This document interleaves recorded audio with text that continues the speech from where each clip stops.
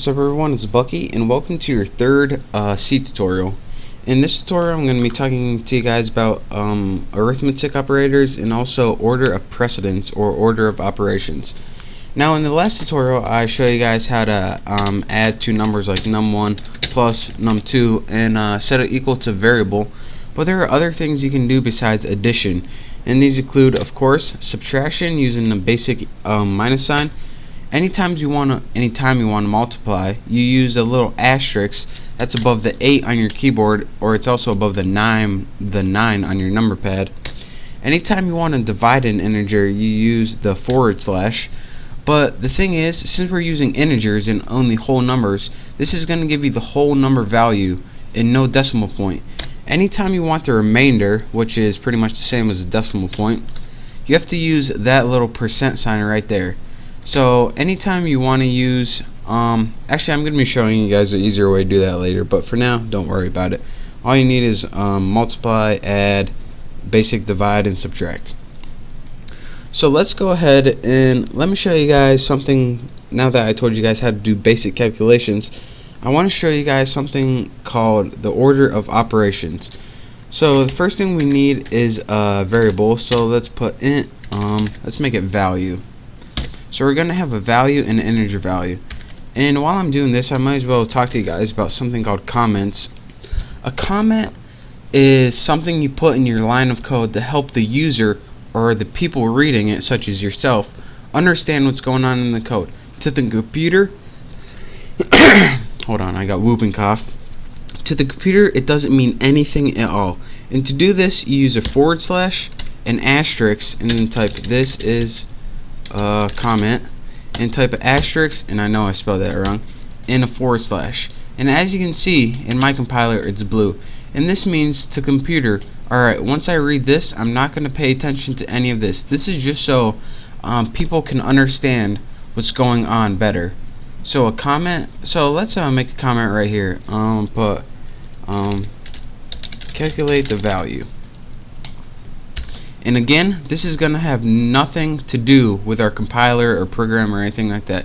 It's just when you're reading and writing code, it's useful to add comments sometimes. So next, I want to talk to you guys about the order of precedence. And let's go ahead and write that whatever the variable we use. Value is equal to, let's have 6 plus 4 times 10. And let's go ahead and print that value. Printf. And just type it. I'll type it and then tell you guys what it means. It's kind of hard to type and talk at the same time. Alright, let's go ahead and run this program right now. As you can see, if we ran it right now, what it would do is calculate this right here, store it in value, and print it to the screen. So let's go ahead and figure. Alright, value 6 plus 4 is 10 times 10 is 100, right? Execute, compile and run. Looking for 100, looking for 100. What you got? Wait for it. There you go. 46. What the heck? What's that? Alright. It gets 46 because of this. Something called the order of operations. It says that you have to do all of this in a specific order, and the order is this. The very first thing it does is if you have anything in parentheses like this right here, it would do the parentheses first, and then after that it does multiplication and division, and then it does addition and subtraction. So since it does multiplication before addition, what your computer knows is, alright, 4 times 10 is 40 plus 6 is 46. So take all of this and add that, and again, if you want 6 plus 4, you need to add the parentheses first. And now once we execute, compile and run, as you can see, it should print out 100 if I didn't mess up. Right there, 100. So again, the order of operations is simply parentheses first, and after you're done doing what's in your parentheses, do your multiplication and division. Then once after you're done doing multiplication and division, then you do your addition and subtraction.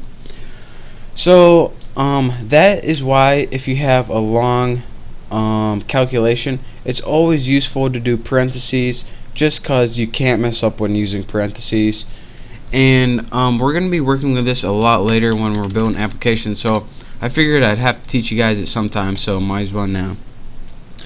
So now that you learned how to comment your code and also the order of operations, make sure to study this, learn this tutorial, and in the next tutorial we're going to be building a small application to compare two numbers and also make a small decision to output on the screen what you compare. Sounds complicated, but I promise it's easy. So again, if you want all the source code, I'm going to copy it right now and put it on my website, thenewboston.com. So make sure to subscribe to my channel. Make sure to check out the next tutorial. Thank you guys for watching, and I'll see you next time.